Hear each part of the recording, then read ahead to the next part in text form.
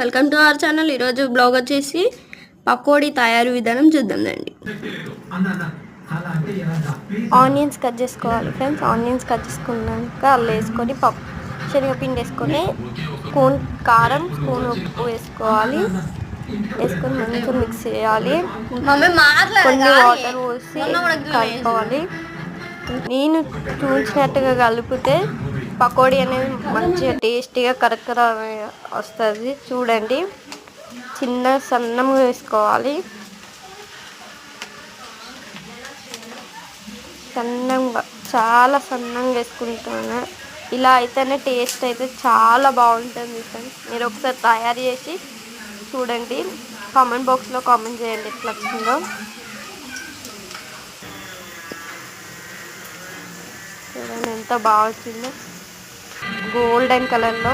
Next వచ్చేసి నేనైతే మిర్చి బజ్జీ కోసం శనగపిండి తీసుకుంటున్నాను. చూడండి, నాకైతే మిర్చి బజ్జీ చాలా ఇష్టం. ఎంతమందికి మిర్చి బజ్జీ ఇష్టమో లైక్ చేసి చెప్పండి. కామెంట్ బాక్స్లో కూడా కామెంట్ చేయండి. చూడండి, నెక్స్ట్ అయితే ఇది సాల్ట్ వేసుకోవాలి. సాల్ట్ వేసుకొని నీరు ఉంచేటట్టు పిండి కలుపుకోవాలి. అట్లయితేనే మిర్చి మొత్తానికి పిండి కలుస్తుంది. సెకండ్ పార్ట్లో చూస్తాను, చూడండి. ఇదైతే వీడియో చూడండి.